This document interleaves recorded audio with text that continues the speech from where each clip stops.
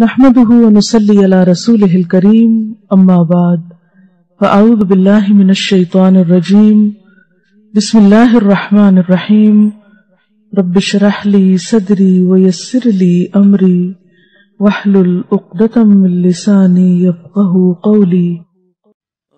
صحبت اور غسل جنابت۔ صحابہ کرام رضی اللہ عنہم کے درمیان غسل جنابت کا ایک مسئلہ زیر بحث آیا۔ ایک گروہ کہتا تھا کہ غسل صرف دخول پہ فرض ہو جاتا ہے، انزال شرط نہیں، یعنی واٹر ڈسچارج جو ہے وہ ضروری نہیں۔ دوسرا گروہ بیان کرتا تھا کہ وجوب غسل کے لیے دخول کے ساتھ انزال بھی شرط ہے۔ یہ طویل مباحثہ کسی فیصلہ کن صورت پر منتج نہ ہوا۔ آخر قرار پایا کہ ام المومنین حضرت عائشہ رضی اللہ عنہا سے دریافت کیا جائے۔ حضرت عائشہ نے کہا کہ رسول اللہ صلی اللہ علیہ وسلم نے فرمایا، اذا جلس بین شعبها الاربع ومس الختان الختان فقد وجب الغسل۔ جب مرد عورت کی چار شاخوں کے درمیان بیٹھ جائے اور اس کا محل ختنہ عورت کے محل ختنہ کے ساتھ مس کرے تو غسل واجب ہو جاتا ہے۔ تو مسئلہ یہ ثابت ہوا کہ صرف دخول پر ہی مرد اور عورت جنبی ہو جاتے ہیں اور ان پہ غسل واجب ہو جاتا ہے، انزال یعنی منی کا نکلنا شرط نہیں۔ جنابت کے احکام۔ وجوب غسل کی حالت کو حالت جنابت کہتے ہیں۔ وجوب غسل یعنی جب غسل واجب ہو جاتا ہے تو اس حالت کو جنابت کہتے ہیں۔ جنابت کا لفظ جم سے، جم پہلو کو کہتے ہیں، بچنا۔ مندرجہ ذیل چار حالتوں میں مسلمان مرد اور عورت پر غسل کرنا فرض ہو جاتا ہے۔ نمبر 1، جوش کے ساتھ منی خارج ہونے کے بعد، اس میں احتلام بھی داخل ہے، یعنی کوئی ایسا خواب آئے یا ویسے۔ نمبر 2، صحبت کے بعد یعنی سیکشول انٹرکورس کے بعد۔ نمبر 3، حیض کے بعد۔ نمبر 4، نفاس کے بعد یعنی بچے کی پیدائش کے بعد۔ اس میں یاد رکھیے کہ بہت سے لوگ پوچھتے ہیں کہ اگر خواتین انٹرنل چیک اپ کرواتی ہیں تو کیا اس سے غسل واجب ہوتا ہے؟ تو کوئی غسل واجب نہیں ہوتا جب تک کہ ان چار چیزوں میں سے کوئی چیز نہ ہو۔ اس میں یاد رکھیے کہ بہت سے لوگ پوچھتے ہیں کہ اگر خواتین انٹرنل چیک اپ کرواتی ہیں تو کیا اس سے غسل واجب ہوتا ہے؟ تو کوئی غسل واجب نہیں ہوتا جب تک کہ ان چار چیزوں میں سے کوئی چیز نہ ہو۔ صرف منی خارج ہونے سے بات نہیں، بلکہ جوش کے ساتھ منی خارج ہونے کے بعد غسل واجب ہوتا ہے۔ رسول اللہ صلی اللہ علیہ وسلم نے فرمایا، جب تم عورت کی چار شاخوں کے درمیان بیٹھ کر صحبت کرو تو تم پر غسل واجب ہو گیا، اگرچہ منی نہ نکلے۔ آپ نے غور کیا ہوگا کہ طہارت کے مسائل بہت تفصیل کے ساتھ اور اپنے اندر بہت ڈیٹیلز رکھتے ہیں، اور بہت سے موضوعات ایسے ہیں کہ جو انسان کی ظاہری زندگی نہیں بلکہ اس کی نجی اور ذاتی زندگی سے متعلق بھی ہیں، لیکن اس طرح پبلکلی ان کو پڑھانا اور ان کو سکھانا یہ بھی ایک ضرورت ہے، کیونکہ آپ صلی اللہ علیہ وسلم نے انصار کی خواتین کی تعریف کی کہ انصار کی خواتین کتنی اچھی ہیں جنہیں حیا دین کا علم حاصل کرنے سے نہیں روکتا۔ تو سوال یہ پیدا ہوتا ہے کہ آخر اتنی تفصیلات کیوں؟ اور بعض لوگ اس کو ناپسندیدہ قرار دیتے ہیں، تو ایسا کرنا ناسمجھی کی علامت ہے۔ ہم دیکھتے ہیں کہ انسان اگر اللہ کے بتائے ہوئے طریقے کے مطابق زندگی بسر کرتا ہے تو اس میں خیر ہی خیر ہے، اور وہ صرف خیر اس کی اپنی ذات تک نہیں رہتی، بعض اوقات دوسروں کی بھلائی کا ذریعہ بھی بن جاتی۔ عورت کو بھی احتلام ہوتا ہے۔ ام المومنین حضرت سلمہ رضی اللہ عنہا روایت کرتی ہیں کہ حضرت ام سلیم نے رسول اللہ صلی اللہ علیہ وسلم سے کہا، اے اللہ کے رسول، یقیناً اللہ حق سے نہیں شرماتا، یعنی حق بات اور ایک ضروری بات جو ہے اس کو واضح کرنا ضروری ہوتا ہے، اور اس معاملے میں شرم سے کام نہیں لینا چاہیے، کہیں ایسا نہ ہو کہ انسان انجانے میں غلط کام کرتا رہے۔ تو یہ کہہ کر انہوں نے مسئلہ پوچھا، کیا عورت پر غسل ہے جبکہ اس کو احتلام ہو؟ آپ نے فرمایا ہاں، لیکن جب پانی کا نشان دیکھے یعنی منی دیکھے۔ اس پر حضرت ام سلمہ نے شرم سے منہ چھپا لیا اور عرض کیا، اے اللہ کے رسول، کیا عورت کو بھی احتلام ہوتا ہے؟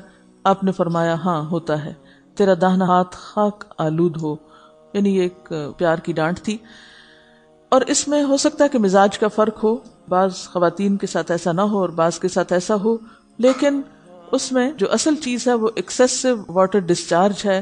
اس میں کہیں ایسا نہ ہو کہ لیکوریا وغیرہ کے ساتھ اس کو ریلیٹ کر دیا جائے، دونوں چیزوں میں فرق ہے۔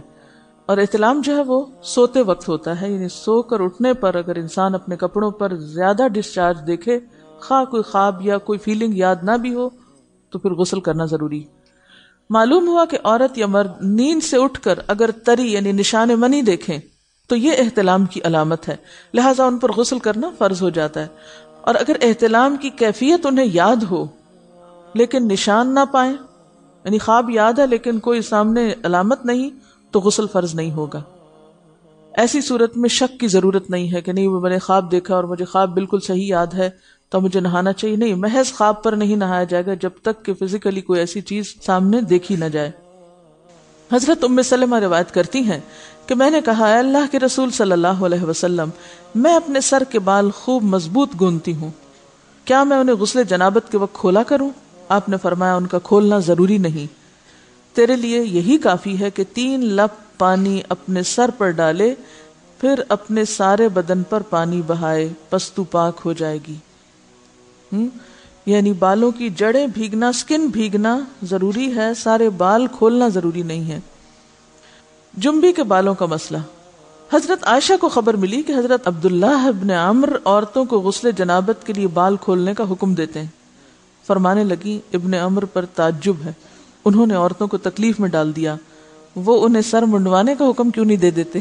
یہ حضرت عائشہ کی ڈانٹ تھی، یعنی وہ یہ تو کہہ رہے کہ عورتیں بال کھول کھول کے نہائیں، تو وہ پھر سیدھا یہی کہیں کہ عورتیں بال منڈوا لیں۔ میں اور رسول اللہ صلی اللہ علیہ وسلم ایک ہی برتن میں غسل کرتے، اور میں اپنے بال کھولے بغیر سر پر 3 چلو سے زیادہ پانی نہیں ڈالتی تھی۔ معلوم ہوا کہ غسل جنابت کے لیے بال کھولنے کی ضرورت نہیں، مگر یہ حکم صرف غسل جنابت کا ہے، غسل حیض کے لیے بالوں کا کھولنا ضروری ہے کیونکہ وہ مہینے میں ایک دفعہ ہے۔ حضرت عائشہ سے روایت ہے کہ انہیں رسول اللہ صلی اللہ علیہ وسلم نے غسل حیض کے لیے فرمایا، اپنے بال کھولو اور غسل کرو۔ اس میں آپ دیکھیے کہ دونوں چیزوں میں فرق کیوں ہے، دونوں کی نوعیت فرق ہے، اور حیض جو ہے وہ ایک نجاست کی کیفیت بھی ہے نا، قل ہوا اذی، تو اس کے بعد نہانا اور نہا کر خوشبو لگانا خاص طور پر اس کا سارا حکم آتا ہے، لیکن غسل جنابت میں نجاست کی وہ کیفیت نہیں ہے، یعنی حیض کا خون اور منی جو ہے ان دونوں کے حکم میں بھی فرق ہے، ٹھیک ہے نا۔ بعض علماء کے خیال میں جو منی ہے اٹ سیلف وہ ناپاک چیز نہیں ہے، اگر کسی کپڑے وغیرہ کو لگ گئی تو وہ کپڑا ناپاک نہیں، اگر اس کو خشک ہونے پر کھرچ کے صاف کر دیا جائے تو کپڑا صاف ہو جائے گا، لیکن خون حیض پر آپ صلی اللہ علیہ وسلم نے کیا فرمایا، چٹکیوں سے مل مل کے اس کو صاف کر کے دھوئے، تو ان دونوں میں بھی فرق ہے، لہٰذا ان دونوں کے بعد نہانے کے حکم میں بھی فرق ہے، ایک میں بال کھولے جائیں گے اور بال بھی دھوئے جائیں گے اور بالوں کی جڑیں بھی دھوئی جائیں گی، جبکہ دوسرے عام غسل جنابت میں بال کھولنا اور پورے بال دھونا شرط نہیں۔ بہت سی بچیاں ایسی جن کی شادی ہوتی ہے اور اس کے بعد انہیں ان مسائل کا پتہ نہیں ہوتا، یا تو وہ شرم کے مارے نہاتی نہیں، یا نہاتی ہیں تو پھر وہ پورے بال دھو دھو کے سکھانے میں اور ان چیزوں میں اتنا وقت ضائع کر دیتی ہیں کہ پھر بعضوں کا شوہر کی نافرمانی اور آپس کے تعلقات میں ٹینشن، لوگوں کا خوف۔ تو اگر دین کا صحیح مسئلہ پتہ ہو تو انسان ان تمام مشقتوں سے بچ جاتا ہے اور ایک نارمل روٹین کی لائف گزار سکتا ہے۔ اس میں کیا صرف 3 کپ پانی، 3 لپ پانی، یعنی 3 دفعہ کیوں کہ اگر ایک دفعہ ڈالنے سے پوری طرح نہیں بھیگا تو آپ یہ بھی کر سکتے ٹیپ کے آگے سر کر کے تو ساری اسکن جو ہے سر کی اس کو آپ گیلا کر لیں، پیچھے سے بال جو ہیں اگر لمبے ہیں تو ان کو ایک طرف کر دیں تاکہ پورے بال نہ دھونے پڑے، نہ سکھانے پڑے اور نہ خشک کرنے پڑے، اور باقی جسم پہ پانی بہا لیں۔ دوسری صورت یہ ہے کہ مگ میں پانی لے کے تو اس کو آپ تھوڑا تھوڑا کر کے پورے کو ایک دفعہ کریں، پھر اس کے بعد دوبارہ کریں اور تیسری دفعہ رول کر کے بالوں کو پیچھے سے شاور کیپ ڈال لیں اور باقی جسم پھر دھو لیں۔ شاور کیپ سے کیا ہوتا ہے عام طور پر کہ پیچھے کے جو سارے لمبے بال ہیں پھر وہ نیچے گر کے گیلے نہیں ہوتے، وہ آپ کے سر پہ ہی ٹک جاتے ہیں۔ تو سر کی اسکن دھوئیں اور بالوں کو جوڑے کی شکل میں باندھ کے اوپر شاور کیپ پہن کے پھر باقی جسم کو اچھی طرح دھو لیں۔ تو اس میں آپ دیکھیں کہ جب بالکل سر کے سکن کا حصہ ہی تر ہوگا، اور یہ 3 دفعہ کرنا ہوگا، ایک دفعہ سے نہیں کام چلے کہ 3 دفعہ کرنا، تاکہ کوئی بھی بال برابر جگہ سکن کی خشک نہ رہ جائے۔ تو اس سے کیا ہوگا کہ جتنا کم بال گیلے ہوں گے اتنے کم دیر میں ان کو خشک بھی کیا جا سکتا ہے اور کسی بھی مشقت کے بغیر